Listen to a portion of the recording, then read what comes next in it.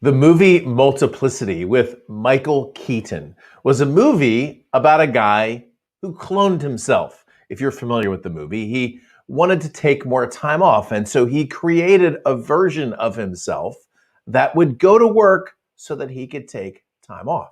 But then he realized that he also needed a version of himself to hang around the house and do work around the house and hang out with his wife.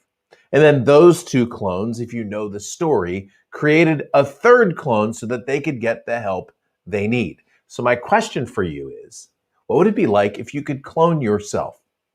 What would it be like if you could have a robot army of yous? I'm talking like 20, 30, or 40 yous out in the world working 24 hours a day, 7 days a week, building your business, building your brand and your income, and more. Well, today's show is about building more of yous, but not yous, actually, people who are very unlike you, who can fill in the blanks and do some of the things that you don't like or love to do.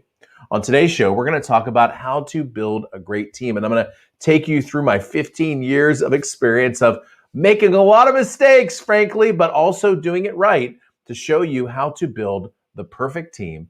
EdTalks Live is next.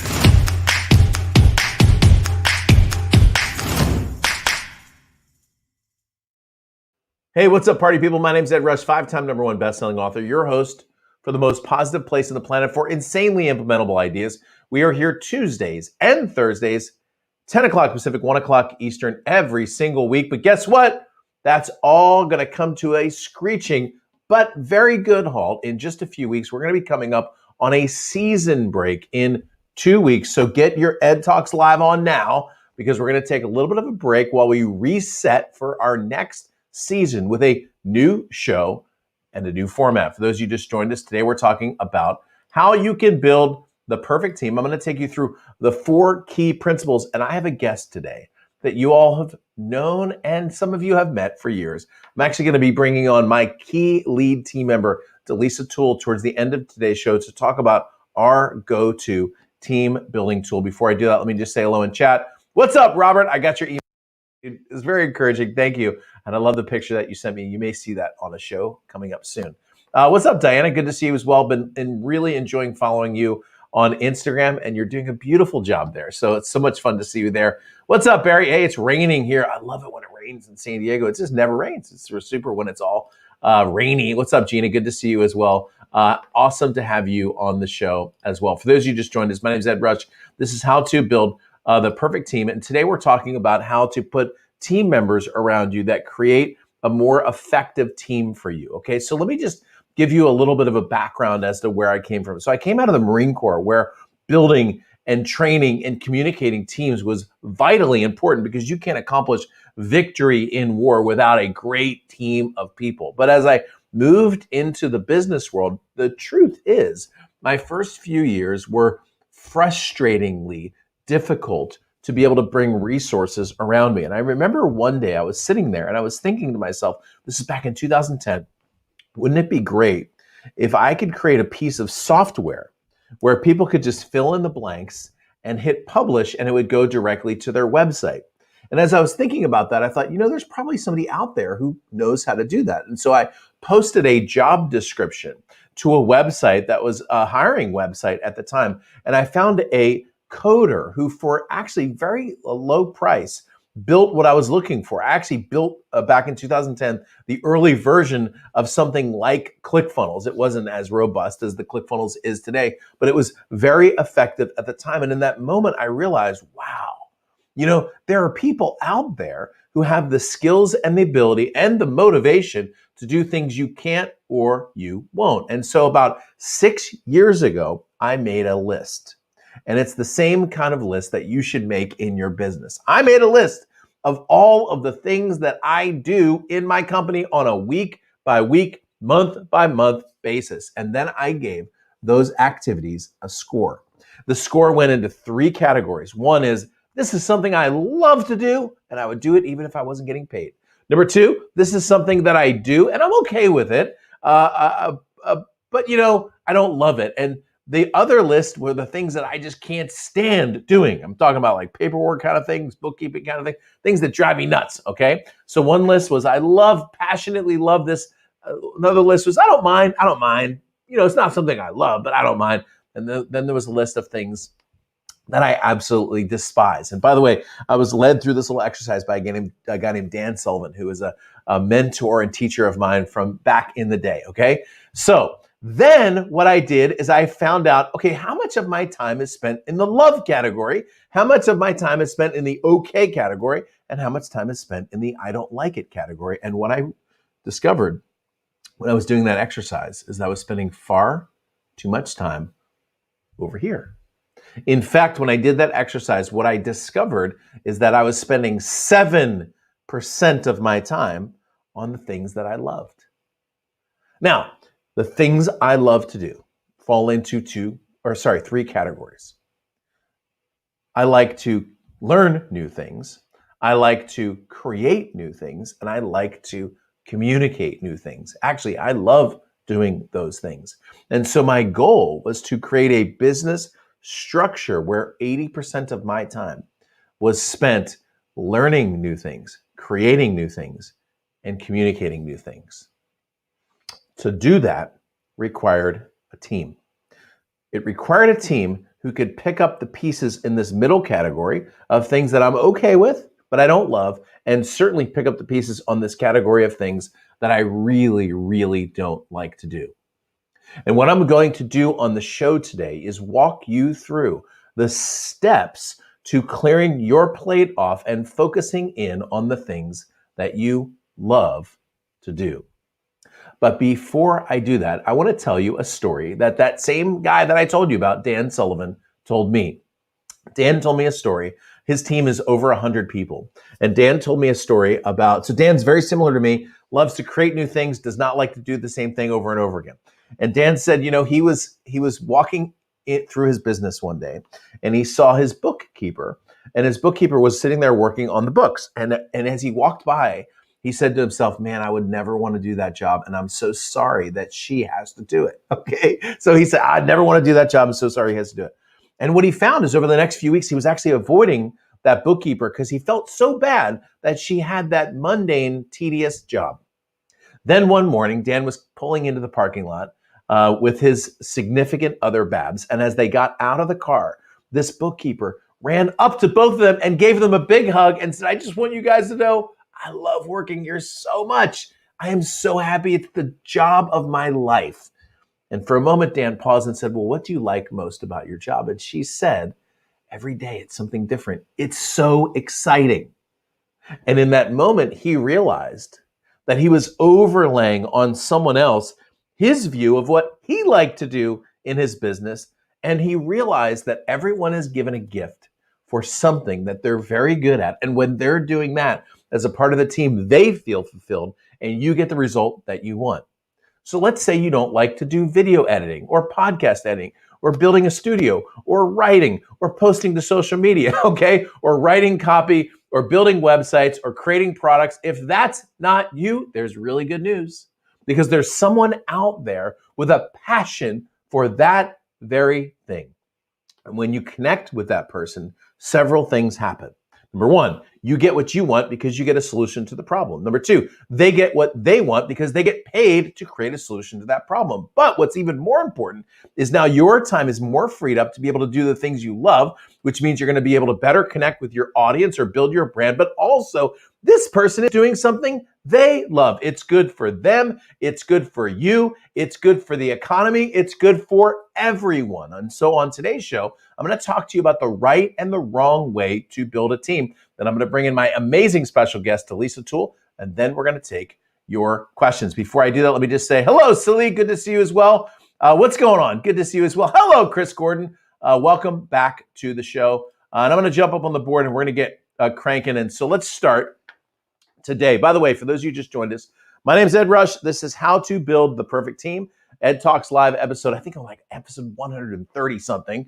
Okay. And we're going to start with the biggest team building mistake that frankly everyone makes. Okay. So this is, I was supposed to switch the camera over while I had that little, there we go. We used to have a term in the Marine Corps when I was flying airplanes, it was called a finger fire. There's 7 switches on the throttle and another 9 roughly switches that are on the, or 9 on the throttle, 7 on the stick. And sometimes you miss the button. Normally it's not catastrophic. You just put the radar on the wrong screen or something like that. And we used to call that a finger fire, trying to get it back. Well, that's what you just saw, finger fire. So me trying to get my thing back. Okay, so this is the biggest team building mistake that I believe everybody makes. And let me just tell you for context, I've coached 462 entrepreneurs one-on-one. Most of those people pay me anywhere between $10,000 and $25,000 to meet with them, and I've helped almost all of them build effective teams. Okay, as I've been helping them do that, what I realized is the biggest mistake that most people make when they build a team is they create more catastrophe than they solve.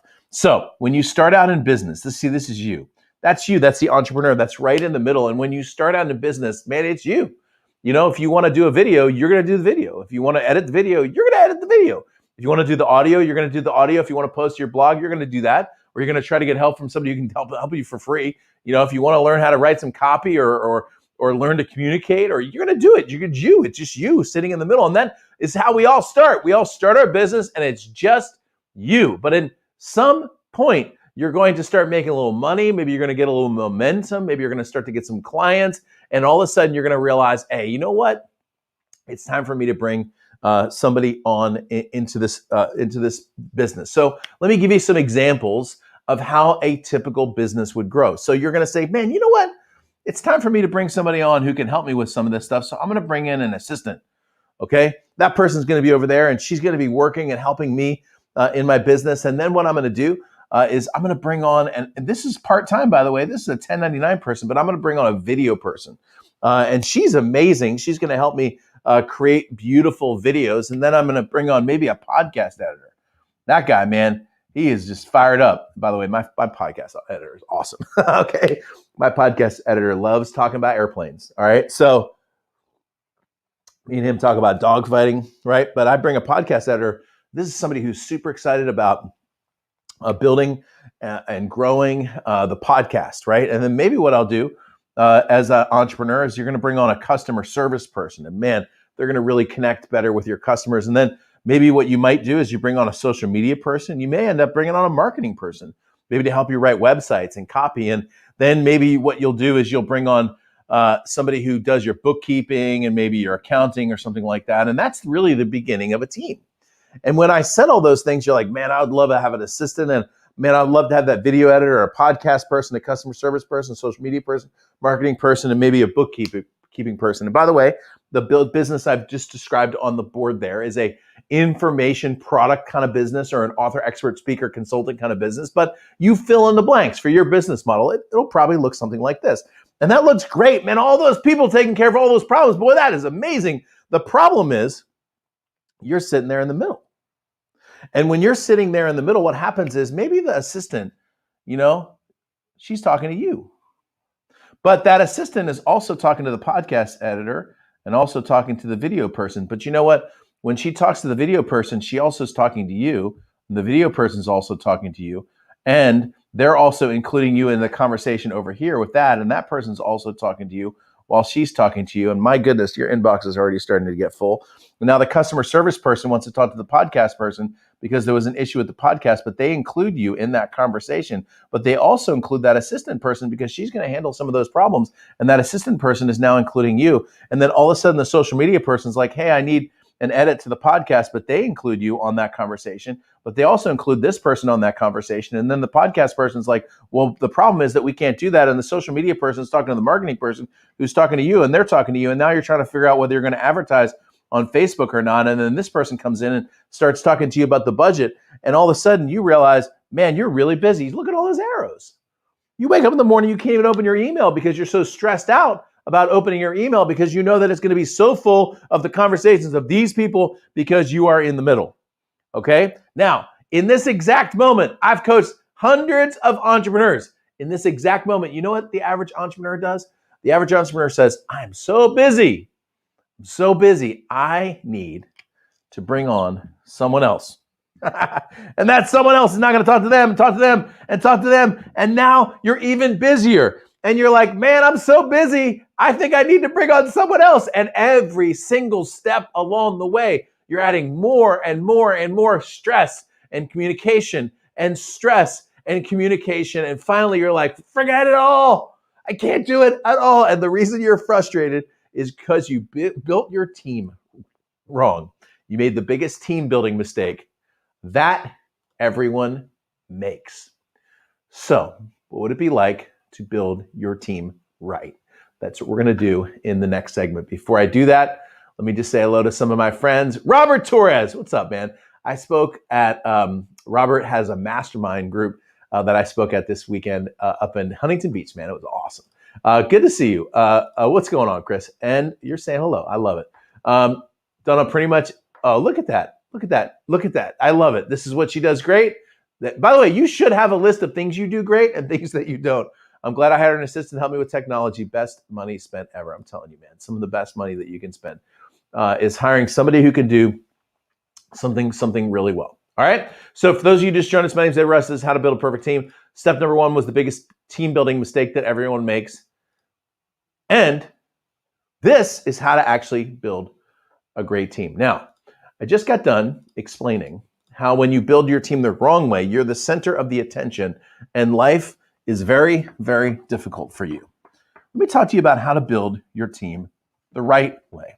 And I will tell you that when I teach something, it's because I've done something. So this is not theory or fluff. This is the realio dealio, okay? So this is an entrepreneur.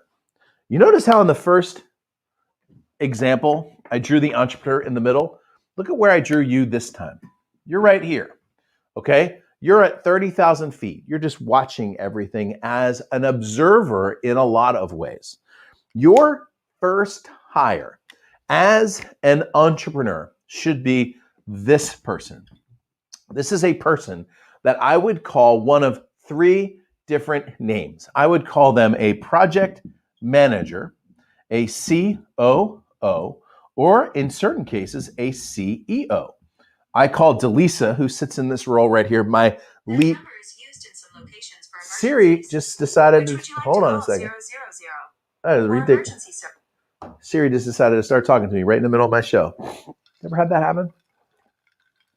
Sometimes you're so popular, Siri just has to talk to you. All right, so Delisa is in this role right here. Now, I want to show you how the perfect team gets built. So you have this person right here. And by the way, this person, oftentimes they double as one of those circles, right? So for example, there are times when Delisa will do some social media posting for me. There are some times when I'll do social media posting for me. And there's sometimes when other people will do so. So sometimes this person often doubles as a role. So a lot of times I will say to this person, I'll say, hey, look, I need to get this done. Doesn't have to be you. But it would be great if we could get this done and they get it done either themselves or someone else. So sometimes this person doubles, but check it out. Let's say you bring that video person on. That was a good call. Let's say you bring that podcast person on. That was a good call. Let's say you bring that marketing person on. Let's say that you bring on that social media person. See where those arrows go? See where those arrows don't go. Okay, so the way that it works is you as the entrepreneur say, you know what I would like? I would like to have a podcast person. This is the way it works for me. So I said to Delisa, what I would like to do is I'd like to be able to record the podcast. And I want to record it in a raw audio format, hand you the file, and then it gets posted as a podcast after it gets edited and the bumpers and the buffers and the sound effects and everything. And sure enough, once a week, I sit with this microphone for about 12 minutes. I do the recording. I send it to Delisa, and then some point the podcast is up.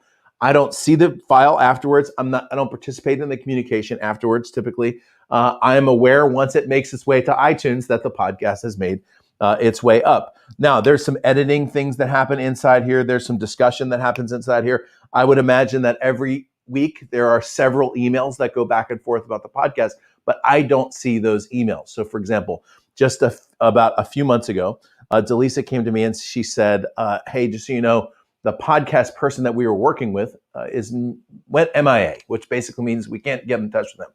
And I said, that's fine. Do we have anybody else in the queue? And she immediately brought someone on and they became our amazing new podcast person.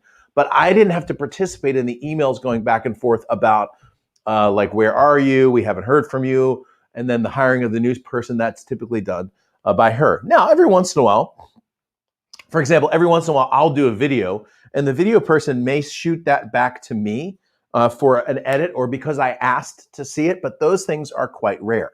Okay. And the way that you do this is a lot of the communication cloud happens down here that you as the entrepreneur don't participate in unless you need to.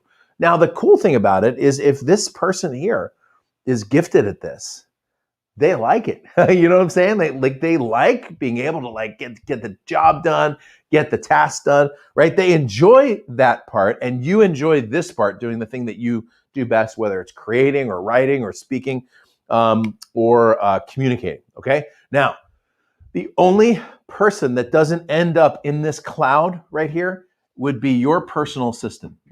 So sometimes as a thought leader, as an expert or an author, you will have a person who acts as a personal assistant, maybe somebody who does your scheduling, gets your dry cleaning done, that sort of thing, okay? By the way, in my company right now, I do not have one of these people because most of the work exists all down here, okay? But next, when I write my next book and it sells 50 million copies, and there's thousands of speaking requests that are coming in, this person may find their way here. And that is oftentimes a person that deals directly with you, right? So some of the entrepreneurs that I know that have PAs, I'll often be talking to them or my team will be talking to their PA, sharing information, and those people are working directly with them, okay? So this is the second part, which is how to actually build a great team. And as you can see from the board up here, this is how it works. The cloud operates down here.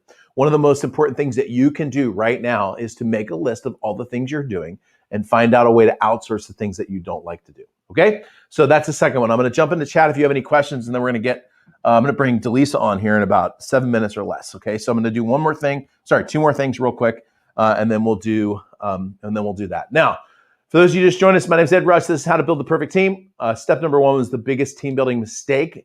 Step number 2 is how to actually build a great team, and then we're going to talk now about effective team communication. How to effectively communicate. Grab a pen and write this down. The phrase goes like this: TPME. Okay, that stands for task, purpose, method, end state. Task, purpose, method, end state. Effective team communication follows these 4 principles.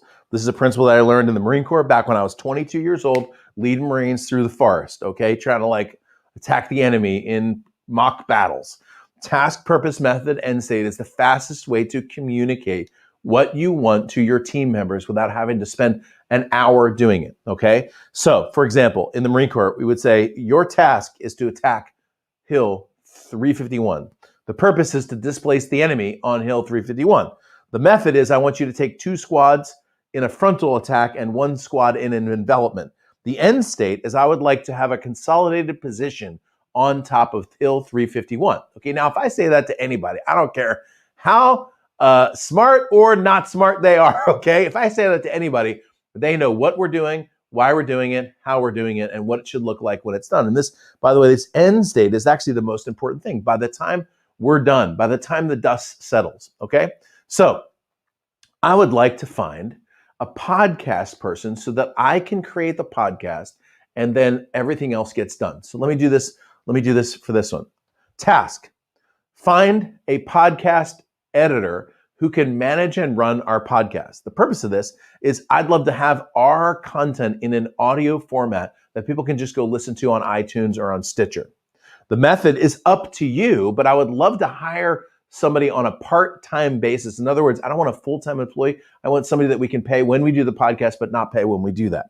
By the time we're done, what I would like to be able to do is to record the podcast, to hand you the file, and have it all taken care of so that it's edited, buffered and bumpered, and put up onto iTunes when it's done. That's my end state. And if I communicate that effectively, I'm going to get the result that I want, okay? So there's a short bit there on effective team communication. Now, I've got one more thing to say, and then I'm going to bring on Delisa. And hang on. Um, the last bit that I'm going to talk about real quick is about partnerships. One of the main questions I get asked, especially in coaching, has to do with partnerships. Should I bring on a partner? I've got somebody who wants to partner with me in my company. Should I bring them on? And I will tell you that about 99% of the time, the answer on partnerships is no. Here's what happens. You're onto something. You're an amazing person with a great gift and great ideas, and that tends to attract interest. There are people out there who are like, man, she's amazing, and I want to be connected to her. Hey, we should partner up and do this business together. And at first, it sounds exciting. Man, I'm going to do this with somebody else. We're going to work together. We're going to grow together. I'm going to have somebody to talk to. That sounds amazing to be able to have that. But my experience is that partnerships almost never work out. I'm going to give you the example when they do. Partnerships almost never work out because of the expectations. See, you thought that person was coming in to bring in 50% of the effort, 50% of the energy, 50% of the revenue, maybe the initial seed money, or maybe even to bring in 50% of the customers. And you work your butt off and you find out they've been working like 8 hours a week and doing something else. And now you're stuck in a partnership that's majorly lopsided. My experience is that most partnerships end up lopsided. Now, here is a partnership, though, that typically works and I would recommend. Okay, it's a partnership like this. Let's say, for example, that you are an attorney and you've built this list and this following of thousands of attorneys. And there's someone else over here who has a company that builds, that's a digital marketing company that builds online platforms and gets new leads for people.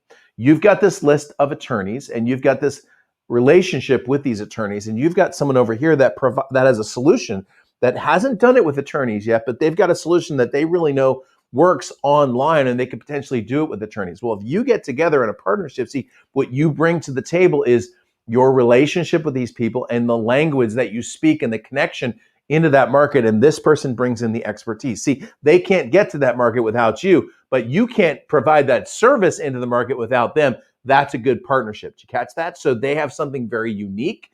You have something very unique. That is a great partnership. One person has the following or the list, another person has the solution.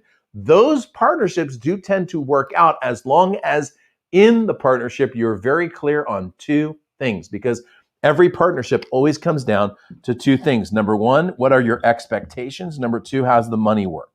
Okay. So anytime that I sit down with somebody to talk about a potential partnership, I always start with, what are the expectations? What do you expect of me? What do I expect of you? And I always tell people it's better for us to say it now than it is 6 months from now to look back and be like, wow, I thought that you, okay? If you say, I thought that you, 6 months later, you realize that you didn't set your expectations. And then how does the money work? How do the expenses work? How does it work where, who pays all the bills and whose bank account does the money and how does it get paid out? Okay, so those are the four things that I had planned to cover today. Now we're gonna shift into my favorite team building tool. By the way, this is how to build a perfect team. My name's Ed Rush. I'm about to bring on my amazing team member, Delisa. Step number one was biggest team building mistake that everyone makes. The step number two is how to build a great team. Step number three is effective team communication. By the way, jump into chat. You've got time for any of your questions right now. We're going to do this discussion on Upwork, and then we're going to wrap it up. All right. So I will tell you that our go-to team building tool is a website called Upwork. Now, just in full disclosure, I personally have never logged in to Upwork. In fact, I know what the link is to get to Upwork because it's edrush.com/Upwork, but I've never been there. But we have hired a lot of people from Upwork, including this amazing person that I'm talking to right now, Delisa Tool. So you all you better say nice things in chat right now, because Delisa has been with us for 135 episodes or whatever this is. She's been my lead team member now, I think, for about coming up on exactly 2 years, if I'm correct about that. And I will just say she's amazing. And a fun fact about Delisa is people always ask, is four-time #1 See that person right there? They always say, "Is that Lisa?" The one, the introduction, which is a very high compliment. Well, she's amazing. I can't say any more amazing things about her, except that she has a dog whose name is Winston, and Winston is awesome too. All right, Delisa, welcome to the show, man. It's so good to have you finally as a guest. It is awesome to be here. Thank you for inviting me. You're the real star. You're the real star of the show. You know, she's been back there behind the scenes the whole time. So you better say something. You better say hello to her. All right. So our go-to team building tool is a tool that is called Upwork. By the way, if you want the link, it's right below. It's edrush.com/Upwork. That is our affiliate link. And truly, there is nobody I know better at effectively acquiring talent on Upwork than Delisa. Upwork is a great place to hire people to do work for you on a part-time or even a full-time basis. We have found our video editors there. We found our podcast people there. We found customer service people there. We found social media people there. The list is truly endless. And so, Delisa, maybe talk quickly about like what exactly is Upwork, and then we can talk a little bit about how we use it. Well, Upwork can be a platform where great people hang out. It is not a platform where you want to dabble. It is a platform where when you are ready to pull the trigger, like I know I'm going to have work for this person to do next Monday. Today would be a good day for you to start running the ads and doing interviews, but you need to be ready to pull the trigger and hire the person because they are ready to go to work for you. So I'm scrolling through the website here, and you can see some of the examples of the kind of jobs that you can even find here.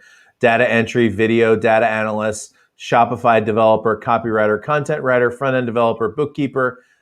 We have a service that we recommend for bookkeeping besides this. SEO expert, mobile app developer. I mean, you can see the list of things that you can hire here is unbelievable. Ghostwriters. And like the cool thing about this, let's say if I just go over here to ghostwriters, and hopefully it'll pull some people up. You've got people here who, I mean, look, like this person here has had 30 jobs, so you can read about that person's expertise sitting right there on Upwork. And then, look at that, 84 jobs. Are you kidding me? Like that's a legit person who's Blessing R, her name is. That's a really legit person who for $60 an hour could do writing for you. So seeing as how I've never personally posted to Upwork, what is your secret sauce for finding great people there? Well, what I do is I try to hone in on what is it that is our pain point.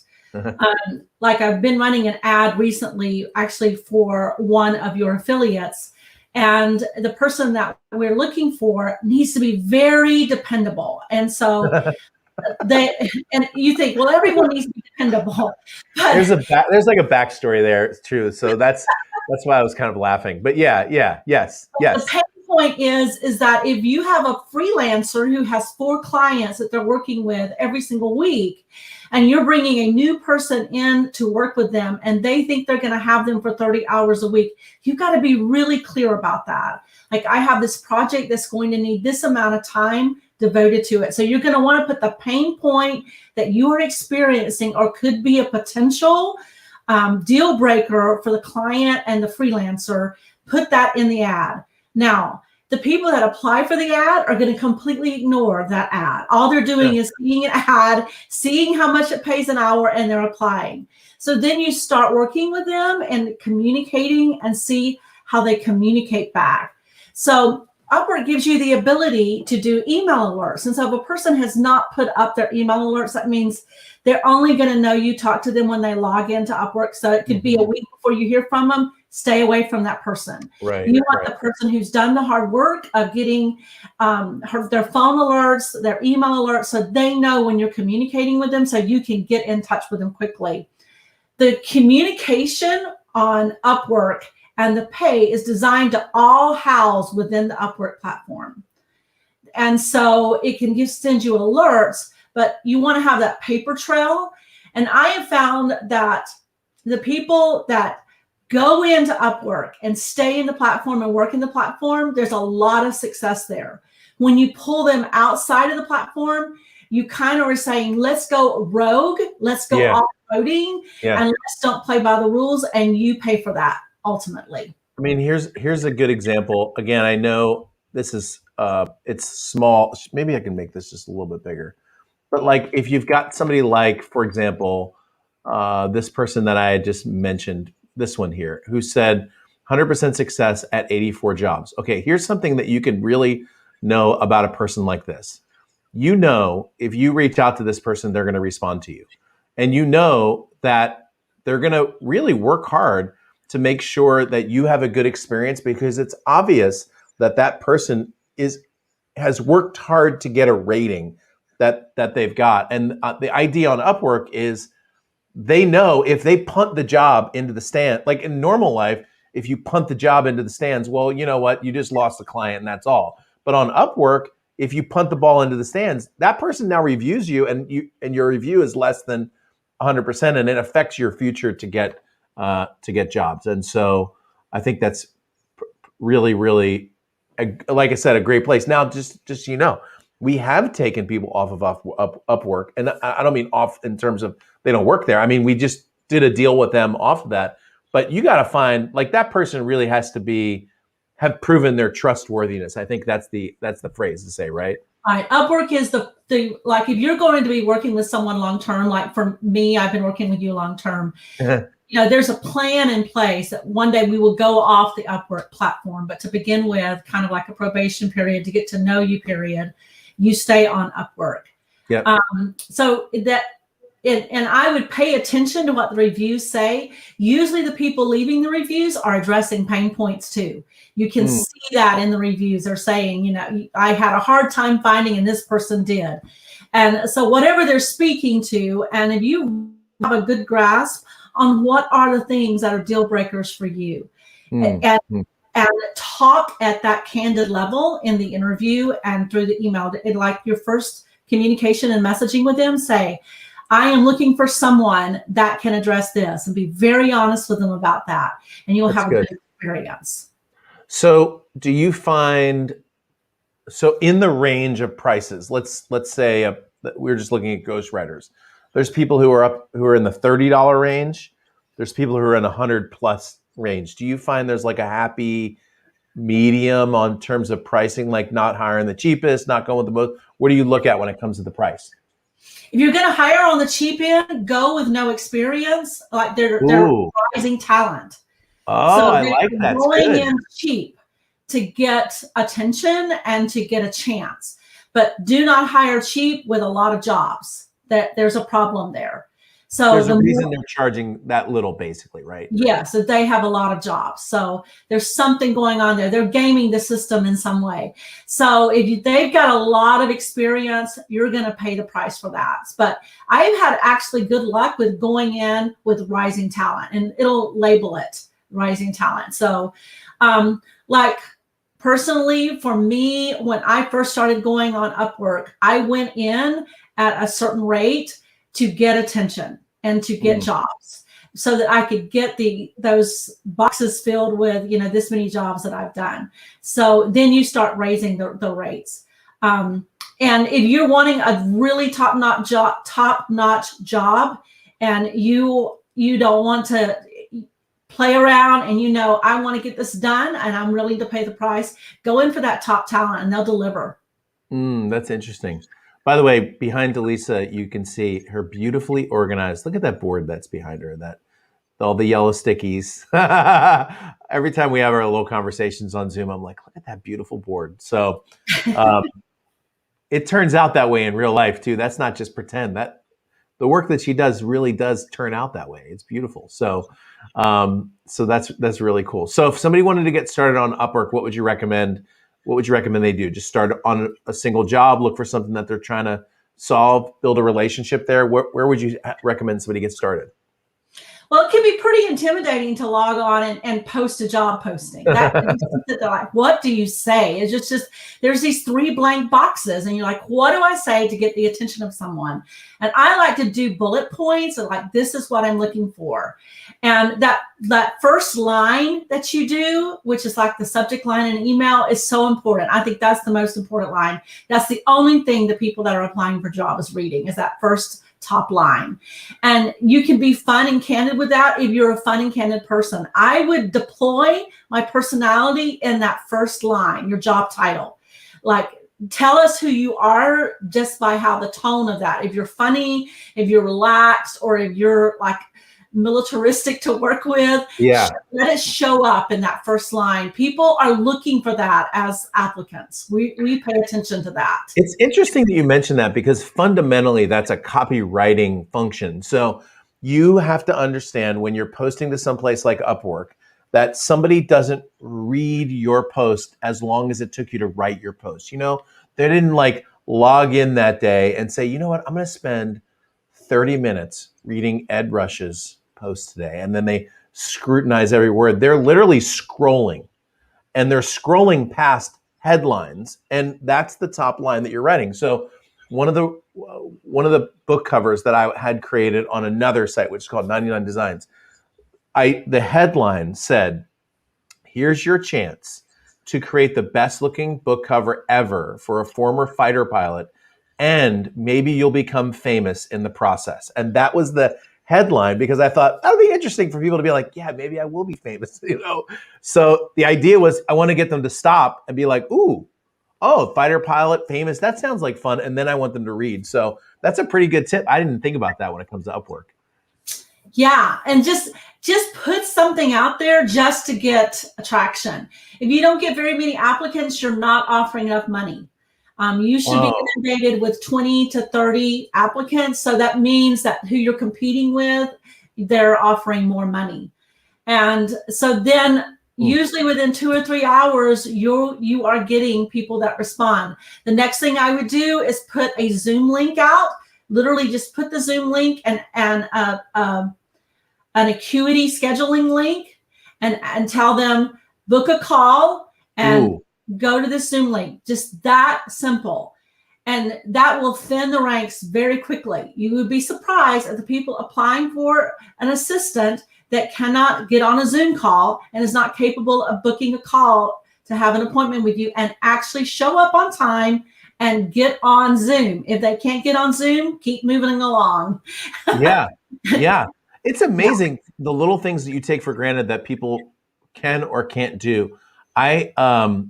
I posted a job description once, and I said at the bottom of the thing, it was for a very detailed, like, customer servicey job, and at the bottom it said, "Do not reply to this post. To apply, text to this number," or something like that. And I bet you I had 150 people reply to the post, and about 25 people text. And I thought, all right, well, the 25 are your initial pool, because clearly they had enough detail to read to the end of the thing, you know, and do the most basic instruction in there. And even little things like that make a big deal. And yeah, a little thing like Zoom. And I'll tell you, so the way it typically works, Delisa does all this on Upwork. And oftentimes I will talk to the last person or the last few people just to get a gauge of who they are. And it was interesting. I'll just tell the story parenthetically, Delisa, because I think I've told you this before. But originally, when we found you on Upwork 2 years ago, there were 3 people. It was you and 2 other people. And I went and did the final interviews with 3 people on Zoom. And I already told you this, I think. But like as soon as you came on, I'm like, well, that's the one that I'm going to work with. But the other 2, their applications were great. But when they got on to Zoom with me, it was very, there wasn't any personality. In other words, it was like this. It was like, well, how do you deal with problems? I gave a problem. I said, what happens if somebody asks for a refund? You think you remember this question too. I said, what happens if somebody asks for a refund? It's $5,000 and Ed's out of town and he said he'll be back in a week. What would you do? And you handled it really well. And the other person that I'm thinking of went, well, one of the things that makes me an ideal candidate for this job is I love dealing with challenging problems. because challenging problems are, and literally, I think she was like reading the interview answer that she like borrowed off the how to pass your interview article on LinkedIn or whatever.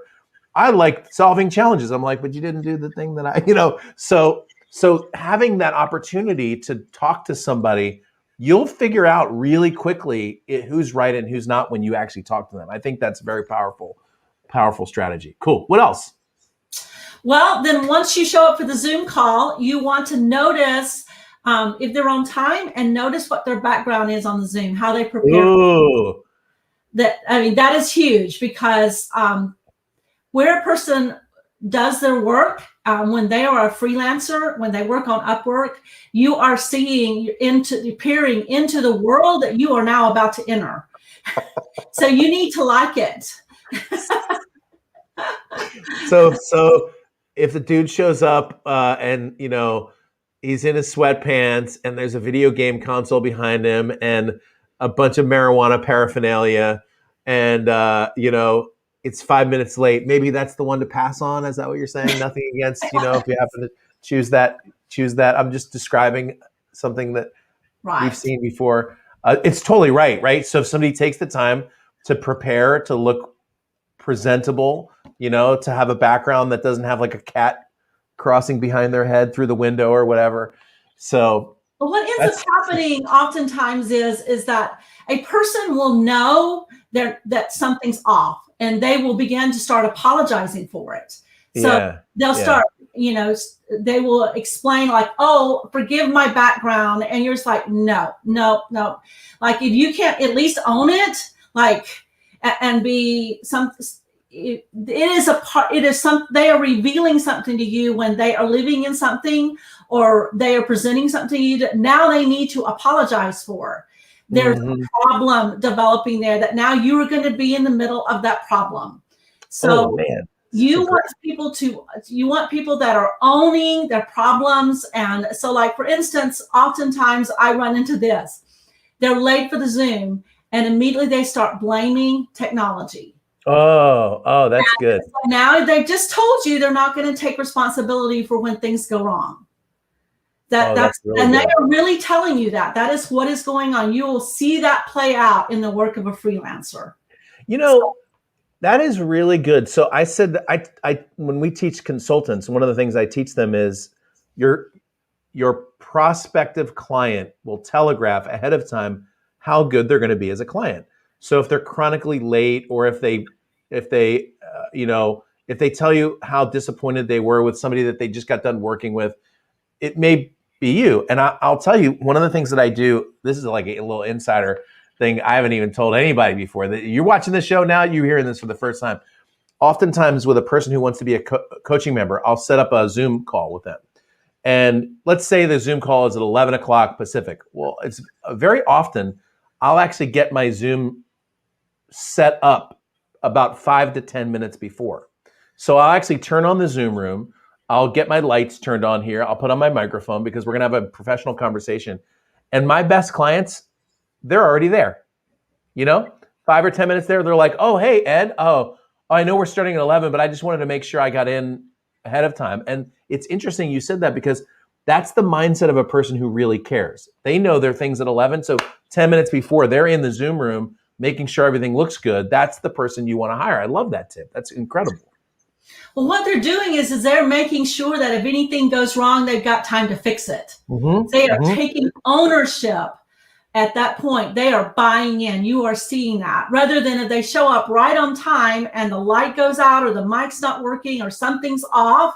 Now it becomes everybody's problem. And they did that by choosing not to take responsibility of that by showing up earlier to make sure everything was good. So then after I usually on the interview, I will tell them something I want them to do next. Here's our next step. And I'll be very clear on that. The next step is this. And it's usually them to email me something. And then I'll ask them, when can I expect that by, and see if they can deliver on that, and see if they come through with that. So there's hoops they're jumping through just to see, are you the type of guy that's going to do what you say you're going to do? Because that's what I'm interested in. I will say you are representing me. Me hiring you represents me. Yeah. And so we need to find out if there's going to be any problems here, because I'm not going to let you take me down. And it's a good place to talk very candidly. And it doesn't get, this is the thing. It doesn't, if the person's late or unreliable, it's not going to get better when you hire them. They're at their best. It's like dating, if the person shows up on the first date and they haven't taken a shower in the last 2 weeks, you can bet when you get married, it's not going to get better. Okay. So it's the same thing. It's the same thing with team members. By the way, everybody's saying hello to you. So Diana says, hi, Delisa. She's amazing. Gina says, great to see you. Robert says hello. What's up, Billy Wilcox? I spent the weekend with Billy too. And Terry Gindras says, really good stuff, just what I needed. And Terry's a longtime coaching member, by the way, Delisa, a board certified psychiatrist from Yorktown, Virginia, ladies and gentlemen. So good to see you, Terry. Say hello to Cherie for me. All right, so we've got just a little bit of time left. What else you got? Any other last minute tips? Well, you probably are going to have a couple of people that you like. There's 2 or 3 people that you feel good about. And I would go ahead and move forward with hiring the one and do it on a trial basis. Keep in touch with the other 2. Like, for instance, when we switched podcasters, that person was in the queue. I didn't have to run a new ad. That person was somebody that I had been talking with for a while. I also have 2 more that are the same case, so that if he disappears, I've got somebody else that I've kind of done the dance with, and I know how to slip them into place. And you can just send them, there's a inbox, just looks like an email inbox inside Upwork, and you can stay in touch with people that way. Just say, hey, are you still doing this? How's it going? And just keep those communication lines open, and ask them what they're up to see if there's anybody that you might come across that you can recommend them to. It's a network. You are in a freelance network that is rich with talent. And what I noticed is I can see the hour rate go up, which tells you they're succeeding and they're doing well at that. And that you've got good things going on. So once you spend time in the platform, you begin to see those trends. And then you get better and more comfortable at operating in the platform. So it's a networking place to hang out. It really is. That a lot better than LinkedIn. What a real quick question here from Gino: Upwork versus Fiverr. The quick version of my quick take on it, and then I'll hand it to you, Delisa. I think Upwork's much better for longer term business relationships, and Fiverr's great for like one quick job, create a 3D book cover, and move along. What do you think? This is true from the freelancer's perspective. And I'm just going to throw this out there. This is what we say. So I'm not attached to this statement, but this is the mantra we say. Is the difference between Uber and Lyft. Okay. All right. Which one's better, by the way? Well, in my area. I just realized maybe I'm taking the wrong service. No, in my area, Lyft doesn't come to my area where I live. Okay. So it is a different profile completely. There's just different people that go with different things. And so like Lyft is really big into the sports area. They hang out with where stadiums are. Well, now they're not because of the pandemic, but if you wanted to go to a concert or get a Lyft to a game, you were going to use Lyft. It wasn't a place where you were going to go to restaurants and a person's home. That was just kind of the areas they worked. And Fiverr is just kind of that crowd. It's the tailgate parties, the Lyft people. Yeah. That's good. So I think if you want to hire somebody, journeyman type, go to Fiverr. If you want to, and by the way, I use Fiverr for like odd jobs, but if you want to hire somebody like our podcast person, we're on our 3rd one. This guy, I expect to be using him, Delisa, for years to come based on our relationship that we developed with him. And this is a person who's now bringing ideas to the table, which frankly isn't all that common for a podcast person. Like a new audio overlay. He has this jet thing that he put into the podcast, which I really like. but that was creative thinking on his part. And frankly, that's the kind of thing that gets you to stick around longer too. So I don't think you find folks like that on Fiverr. We have just a few minutes. Last minute thoughts, Delisa, before we wrap up the show. And then, by the way, if you have any questions, you're more than welcome to reach out to Delisa. What's the best place to do that? Facebook or email, or what do you want? What's you tell me. Just send an email to support. I check it every day. Support at edrush.com. It goes right there. Okay. So yeah, you're more than welcome to ask questions. And I will tell you, on 2 different occasions, I have been blessed to bring Delisa in on other projects where I've been working with my clients. So she's just really, really, really, really good at this. What last minute thoughts? Last minute thoughts is when you're looking for someone, try to peer into their world. That's what Ed was doing when he found and connected with me. He peered into my world and realized I was at a strategic place that when our worlds collided, it would be a really good thing. Yep. And that's right. Kind of what happened with our podcaster. The guy went out there and researched Ed and found out he was a fighter pilot, and he's passionate about that. And he was just like, you have to hire me. I love fighter pilots. And so get inside that personal world and see if there's a strategic alliance there that's just budding, waiting to happen and come into bloom. So make sure that you leave room for that little bit of specialness that God might be wanting to send your way. Oh gosh, I love that point. I would have never, ever, ever, I would not have thought about that at all. But it is interesting because, so I'll use the podcast person, but I'll talk about what we've developed, which is because the podcast guy loves flying, you can feel him bringing more energy to the project than just the hourly rate. You know what I mean? And when you and I had that first conversation, we have a similar background, but also similar mission. And so it was clear when I was talking to Delisa that it wasn't just a job. She was really excited about the mission too. That was really, really important to me. And what it does is it brings a different level of energy. You get more, and you get more synergy too, frankly. And you get somebody that thinks for you, which is what she does now. So that's a great point. Wow, I love that. So yeah, be in that. Get into the person's world. I think that, I don't know how you said it, but how you said it was better than I just said it. What did you say? What was the phrase? I don't even remember. Oh, it's like get into their world or understand their world or something like that. Yeah. Oh man, I can't believe personal level, where they're at and what they're looking for. Yeah. That was huge. All right. Well, listen, we are officially out of time. Delisa, you're awesome, dude. Thank you so much. Thank you, Ed. Say hello to her. Right.